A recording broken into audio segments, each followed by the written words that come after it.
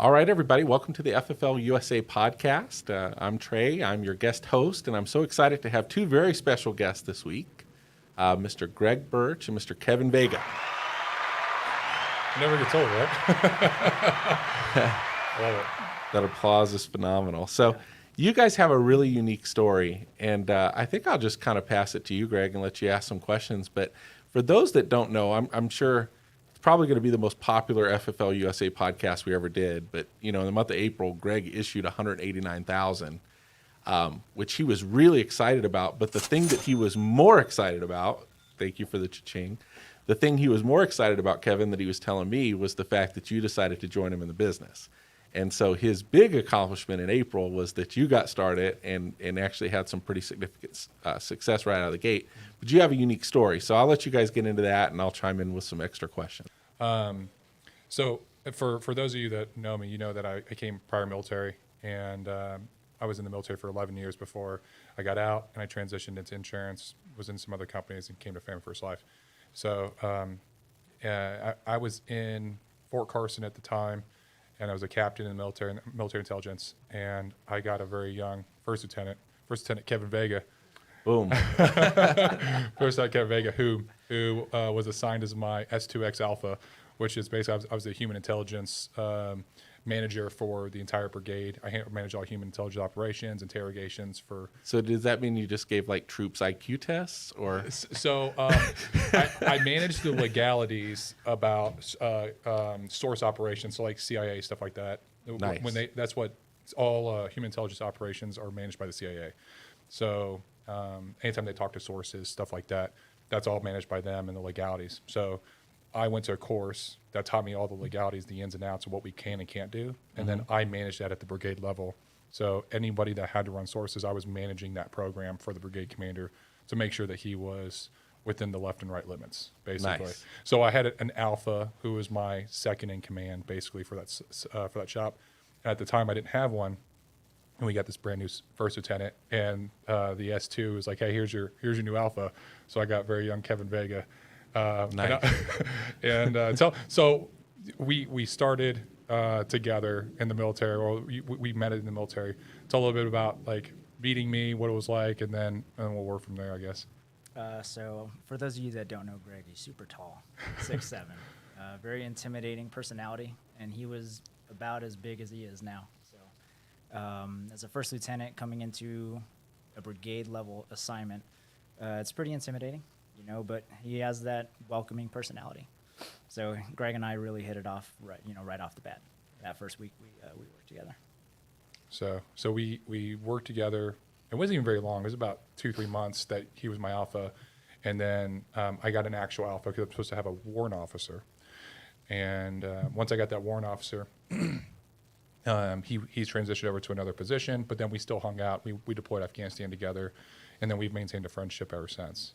So we've known each other for a little bit over, or right at a decade. Yeah. Now, so fast forward to now. You know, we've kept in contact ever since I got out of the military. Pretty much all, like, if we don't talk every day, it's like every other day, Yeah, even when he's deployed. We're besties. So That's awesome. and so I've just always told him about, ever since I came to Family First Life, I just kind of always told him about my experience. And it wasn't really to recruit him. It was just, I'm just sharing my life and he's sharing his. So Right. he's talking about everything that's going on in the military. He's a major now. He's had some awesome accomplishments. And so I'll let you kind of jump in from here, Kevin, to talk about, you know, all the information I was giving you and what kind of prompted you to make that plunge. So Greg's been in insurance for a while, even before he came to Family First. He was with other IMOs, and he saw relative success, but there was always something about FFL that really tied well to his core values, and he always kind of expressed that during conversations. And especially when he hit Hall of Fame, I mean, that was a really big high for him. I think that was 2019. Yeah. And he had some setbacks in 2020, as a lot of agents did with COVID, you know, and stuff like that. But he never lost faith in what FFL is and does and brings to the clients, as well as his ability to accomplish all of that within FFL. And like he said, we talk, you know, once, twice, sometimes 3 times a week, and he's telling me all this. So for my story, I went on a deployment for 2020. I was in the Middle East working when the Iran stuff went off in January, and worked through all that. And when I came back, our organization is very unique. Most of the time in the military, when you go on a deployment, the unit kind of gets to take a break, right? Get that mental and emotional stress level down. Our organization is not like that. We're constantly sprinting. So I was working sometimes at the height of everything, 36 hours straight, right? Getting a few hours of sleep, during a deployment, and then coming back, having to go into the office at 4:30, 5 o'clock, working another 12, 13 hours. It's like you really didn't get that break. So after doing that for about 5-6 months, it kind of just got to a point to where I started to really listen, right, to what Greg was saying about what the opportunity brings here at FFL. In the military, we were just talking about it before the podcast about sunk cost fallacy. A lot of times when you reach a certain time in service, it's kind of spread, oh, well, you may as well finish it out. I really, for months, started reflecting on what it was that I was trying to accomplish with what I wanted out of the military. And FFL really does offer a great alternative, for I agree both with that. myself, my family, and we really get to help people. It wasn't until I got out into the field, last month, that I actually saw that. My first policy that I ever wrote was at a door knock. And it was a lady that had MS that wasn't able to get any kind of coverage. And the fact that we were able to help her get that coverage, I mean, she was in tears by the time I left. It was very powerful. That is powerful. Well, first of all, thank you for your service, and both of you. And I do want to point out you're still on active duty in case anybody missed that at home. Yeah.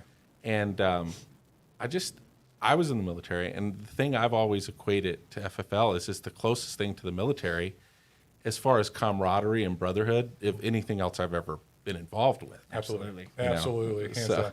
So I could see why you'd be attracted to it, and then the service aspect of it too, And you had some great success the first week just out there. So how did that work? I mean, a lot of people are like, I don't want to say a lot of people, but there's people that make excuses like, well, I don't have time, and That's the number one excuse that everybody tells themselves. Yeah, Across the United States, I don't have the time. Yeah. Believe me, you do. Well, if Major Vega has the time, you got the time, because you have a serious commitment. Like if the military says do this, like you have to be there. You can't just Absolutely. So how did you manage that first week out in the field, and what did it look like for you? So like Greg, we really learn in the military to micromanage our time. It really just started with that. So probably during lunches, I would just go and listen to training. Where I work, I can't have access to like a cell phone, so I can't do it during work. But any time that I was able to step outside, get on the phone, look at some of the training videos, just doing that. And really, I didn't start doing that probably until mid-March, after you had visited for my birthday. Yeah, it was like mid-March. But just to kind of highlight the things that he was doing, like he was doing everything the way that any agent coming on board should. So not only is he working full time, he got his license in 1 week. He started like in between, anytime he had available time, while he was doing PT in the morning, while he was in the vehicle, if he could step out for 10 minutes to go have a quick bite, he would get on podcasts, and then he would post in the Slack and like encourage others to do the same and just be involved. And like, it was that level of like dedication and just extreme, accountability to all of his actions that helped him to find that success really quickly in this first week. Yeah. I mean, you hit it on the head when you talk about extreme accountability. The military really teaches you how to be accountable for everything that's a success or a failure. So that's what I concentrated on, right? Consider this time before I actually get on the field as training, right? So in training, what do? We learn to make the mistakes that we need to make so we can learn from them and inculcate a better way of doing things. And so that's what I did with the massive amounts of training available on the YouTube videos, on Facebook, on all kinds of social media. The systems are already in place, which is, like you said, Trey, why this is so great for people transitioning from the military. You have the systems in place. As long as you stick with the system and inculcate those lessons learned from other agents, top producers, you're going to be successful at this. It's the intentionality that you have with your activity. Yeah. Well, it's interesting. Not everybody has the same attitude about training.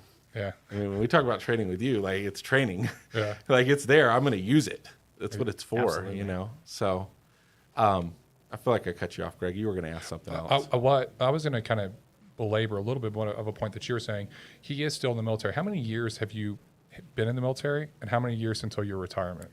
So I'm coming up on year 13. Yeah. June 11th is going to be year 13 for me, which So- means I would have 7 years left until retirement. So he's given up a full, for the rest of his life, 50% retirement in order to come here just for 7 more years of service. And how much do you make with your salary? About 100,000. 100,000. So he's making 6 figures right now in the military, which is, I mean, you're in upper middle class because that's no expenses. He isn't, you're not running a business. No, it's not a bad life. It's not like, Yeah. yeah. And he's giving that all up with the promise also, like by the time, as long as he makes it to retirement, you'd be making about 140, 150 by the time he gets out. And then 50% of that for the rest of his life. So like Nice. that's a commitment. That's a commitment. Yeah. It's a belief, I believe in service, right? That's why anybody joins the military. That's What true. we do here, like you said, Trey, that service aspect, you can't fake that. You absolutely can't fake that. And there's just massive amounts of opportunity for other things beyond the military. When people talk about retiring, they always talk about what's next. Everybody eventually has to get off the train in the military, right? You either do it after your first tour of service, you do it for 20 years, or you do it at my point, and I'm doing it at 13 years. I'm just getting off a little bit earlier than most people expected that I would, and that's okay. Yeah, definitely. And from a leadership aspect, I mean, being a major, I mean, how many soldiers are you in charge of? So as an intel officer, it varies. I've been in charge. I was a company commander, so I've been in charge of organizations of 150 at most, and as small as 3. So when I deployed this past deployment in 2020, there were at most 5 soldiers there, but it trickled down to 3. And we got exposure to a lot of good things. I was, briefing 3 4-star generals, everything that was going on within the CENTCOM AOR. So, Wow. So what was the thing that was most attractive to you about FFL? Obviously, Greg was doing really good, but what was it that you finally said, you know what, I think I want to make the jump and do that? legacy. It would have to be legacy. Everybody that is, especially if you're a parent, you always think about what legacy am I going to leave my kids, not just monetarily, but, what lessons am I going to teach them? If I was to, they talk about this in the training, right? When you talk to clients, if you were to pass away, tonight, who's going to pick up the pieces tomorrow? I think about that. If I'm going to pass away today, what are my kids going to learn from the life that I led? Sure, my military service is going to be a part of it, but there are other things that I want to teach them that have to come from outside of the military as well, about hard work. Building a business is the epitome of hard work. You have to sacrifice a lot, almost everything, to achieve that, right? Right. And we're used to that in the military, sacrificing for the deployments, for the training, being away from family. It really was, would I want to invest the next 7 years for that 50% retirement? Or do I want to really, charge hard at this for the next 7 years and really build something that my kids can have lessons from for their entire lives? Right. Well, that's pretty deep. Man, you're going to do great. I'm excited about this. Trey, I'm motivated. I could tell. Man, you got me ready to sign up all over again. Sign up underneath Kevin. This is good. So as far as when you first went out there, what were some, because I know it wasn't all like easy. I know you had some roadblocks early on and some stumbling blocks and some doors slammed in your face and that type of Absolutely. thing. What were some changes you made that you can impart to people watching that are brand new, just getting out into the field, that helped you a lot? Mindset. Everything is about mindset. The attitude that you bring to this not only shows on the phone, but it shows definitely in person. The first morning of the first day that I was out in the field, nothing. Exactly like you said. I I got no-showed for the 3 appointments that I set that morning, and I was door knocking during that short travel trip to New Mexico. And I parked the car. I had to park the car because I was getting frustrated, right? I was like, I did well on the phones. I spoke to, I think, 60 people my first Dow day, booked 13 appointments. You know, I thought I was on a glide path, on track to the success that people really see within FFL. And after that morning, I had to park because I was getting so frustrated. So I called my upline, right? I just went back to the training. Okay, what are you supposed to do in a situation like this? Call your upline. So talked to Greg. He and I had about a 25, 30-minute conversation. And he got my mindset right. And that the first policy that I sold to the lady with MS was the immediate door knock right after that conversation. I literally parked like 2 blocks from her house. Wow. Had that conversation, parked at her house, door knocked, and then it was all she wrote. And then the next 3 door knocks after that, I wrote a policy. So what do you remember most about what he said? Mindset. He said a lot of things, but really what I kind of honed in on was mindset and how I was opening with the door knocks. He kind of helped with that script a little bit. So you booked a bunch of appointments. You were getting some no-shows. You were door knocking in between. Yep. You were like, this sucks. You pulled over in the parking lot, called Greg. He coached you a little bit, and then you went and just made some minor adjustments, and it started working. Absolutely. That's awesome. So the first thing I did is I laughed. I laughed it off. He's like complaining, and I'm like, dude, that's a good day in the field. I was like, dude, you're just taking your hard knocks. I like it. So I just kind of minimized because I was like, dude, I've been there. I've had days where I've had like 12 appointments and then like none of them show. So I'm like, Right. yeah, I was like, I would rather him go through that Yes. than him have his first week in the field and it's just like sunshine and rainbows Absolutely. and unicorns. Because then it's just like he has this unrealistic expectation of what it's like. And then once he does get those chargebacks and he does get those no-shows and he has the challenges, he's like, this isn't what I signed up for. And I'm like, yeah, it is, baby bird. Yeah, it's also like working out, right? After a little while, your muscles kind of get used to the weight of what you're lifting. You get calluses on your hands, right? That's those hardships are what you need to go through early on, and you just need to push through. Yeah. Right. So then after I laughed it off with him, I was like, all right, you're doing door knocks right now. How are you? What's your approach? What are you saying? What are you doing? And then I listened to him and I was like, nope, don't do that. Do this. Let me hear you say it. Nice. And I was like, you got to be assumptive because he's like, you know, basically he was coming up to the house and he was just saying, hey, you filled this out and, you know, I'm here to be your advisor, blah, blah, blah. And I was like, dude, if they didn't answer on the phone, they're not doing that. I was like, just come up and be like, hey, I'm here for our appointment.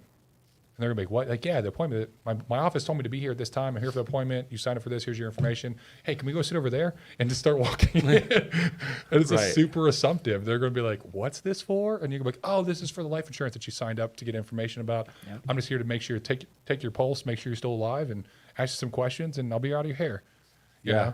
know? And that's what he did. And he got into like 4 homes doing that. I love that. Well, that's usually the hardest thing. The assumptiveness is the hardest thing for people to learn because Yeah. they're so used to asking for permission and being like super.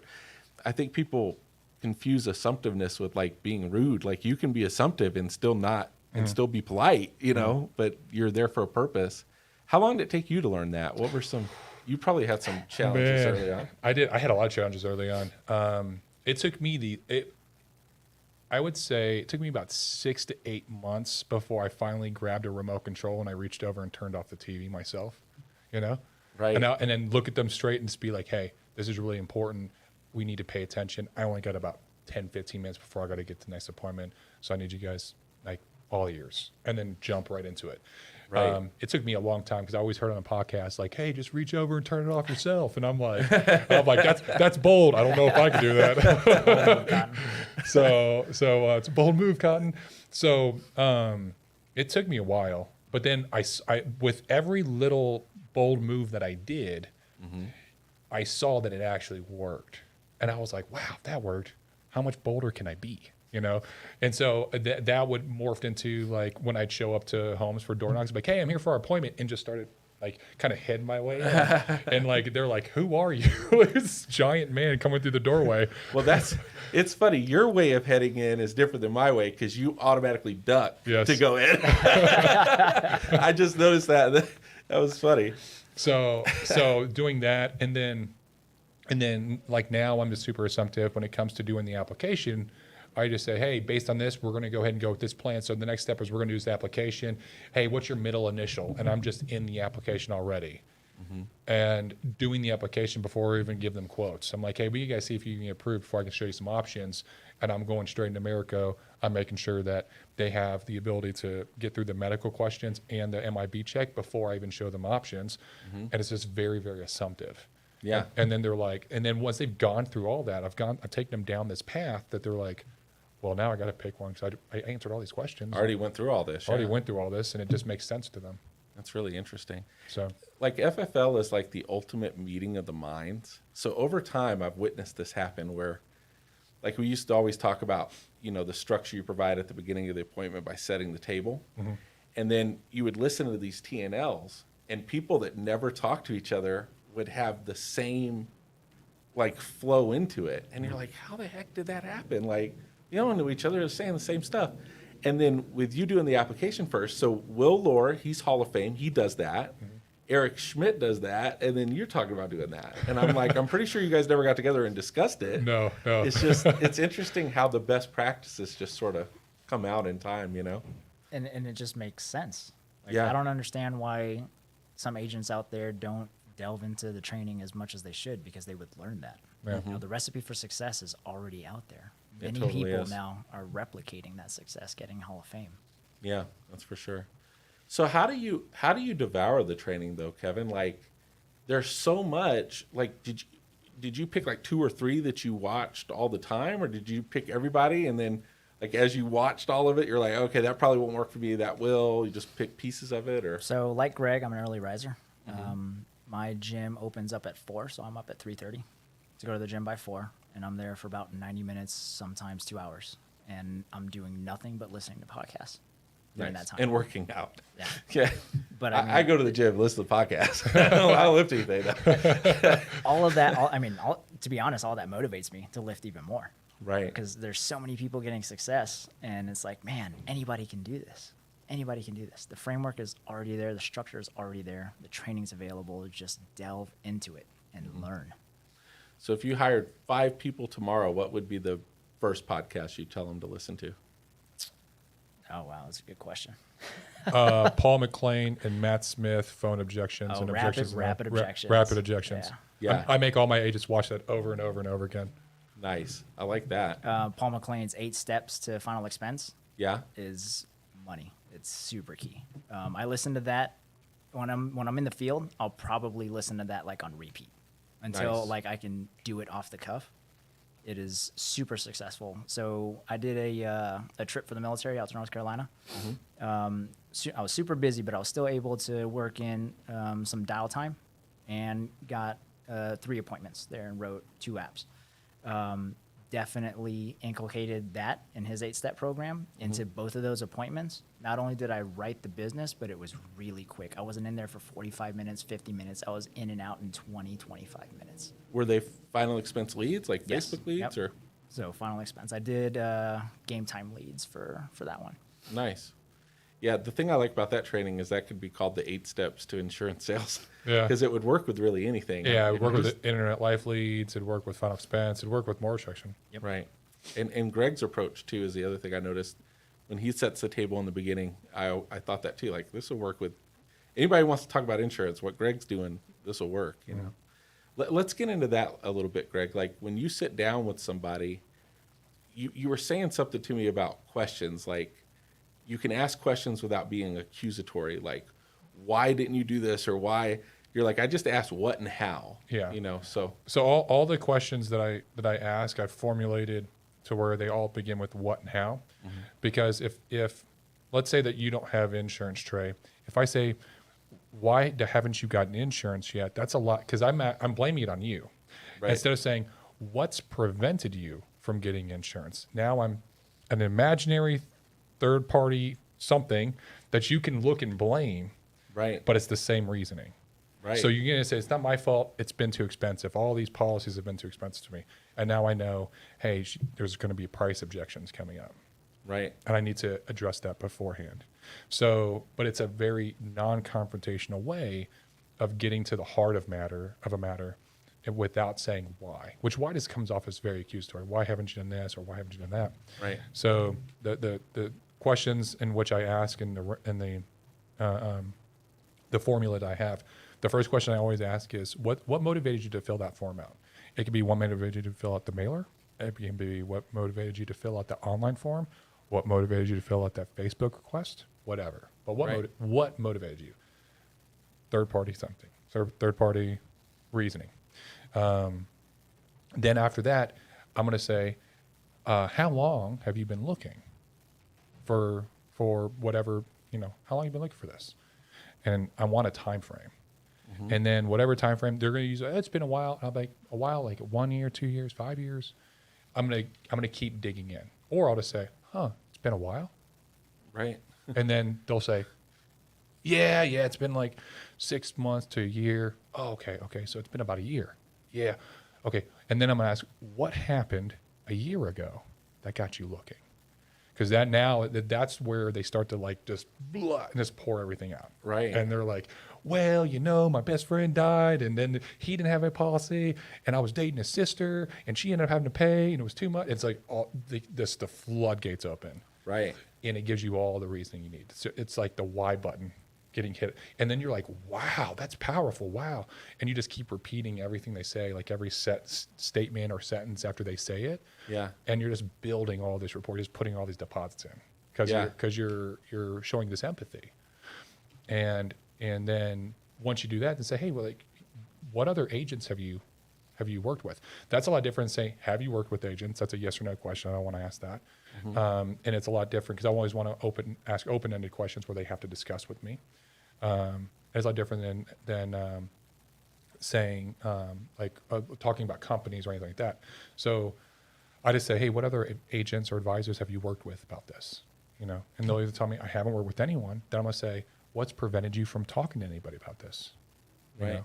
Maybe they've gone online and they've just signed up for a bunch of quotes and they haven't got them, and I'm the first person to finally sit with them. But I'll dig that out. Or maybe they just started looking. They've been thinking about it a long time. They've Googled it a couple times, but this is the first time they've actually signed up on a form. I'm going to find that out. Wow. So then I'm like, it's just the way that you ask the questions. It really does. It fleshes out their situation in such a way that once you've got everything fleshed out, you'll know. You'll be like, I got all the information I need. It's all the ammo.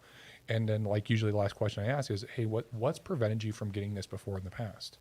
And it's either going to be price, or the person that they talked to, the advisor they talked to previously was too pushy. They didn't, understand their situation. They didn't come in and actually ask questions like I did, which made my job even easier. So then I'm like, hey, that makes a lot of sense.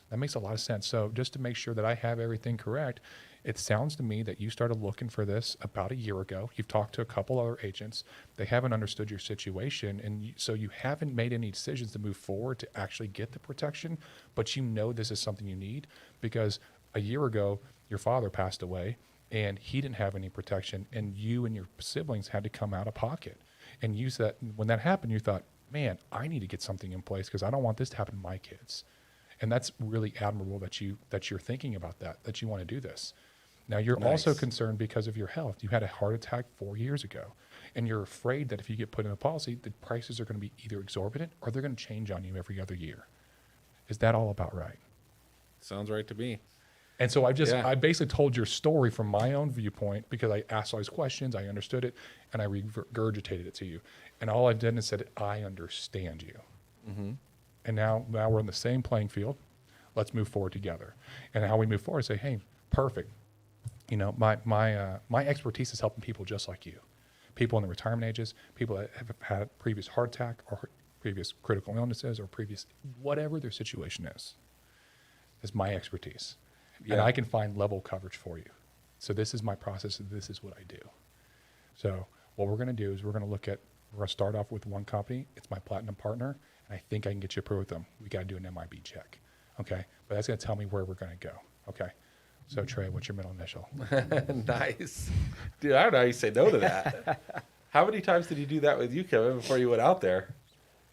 With me when before I got licensed? Yeah. How many times did I practice that with you? Like all the time. Yeah. So did it flow that easily for you when you got out there? Heck no. So it didn't really start getting that way until probably about closer to the end of that first week. What I did was I understood the concepts of what Greg was talking about, actually wrote it out. It was before an appointment. I got there probably about 20 minutes earlier than I was supposed to arrive. Wrote it out on my iPad, and I was just practicing, saying it out verbally. So by the time I went into the home, it came off very natural, and I wrote 2 policies in that home. Nice. And how much did you actually submit your first week out there? 13,200. Perfect. So And a half week also. in a half week, yes. Because So- the weekend. So obviously, people watch at home. They know how serious you are about this. You're going to build a dynasty within Family First Life. So if somebody wanted to get a hold of you and they wanted to work with you, what's the best way to go about that? Best way is my cell phone, area code 720-416-2907. Or they can hit me up on Instagram, kvega86.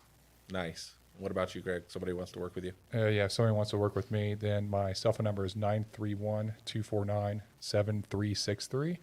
And my Instagram handle is GregBirch84. Yep. And the thing that I would encourage people to understand about this relationship is like Greg and Kevin are in this together. So you work with Kevin, you get Greg. Yeah. You know, and Greg's going to do whatever he can. to And help honestly, you. you're probably gonna get Kevin if you work with me. So, Absolutely. so That's right. Kevin's he's a team player, and he helps out every other team that's on our team as a whole and other agents. Like he's been awesome. So. Yep. Well, this has been a great one. I appreciate you guys for jumping on this, and thank you guys at home for watching, and you guys make it a great week.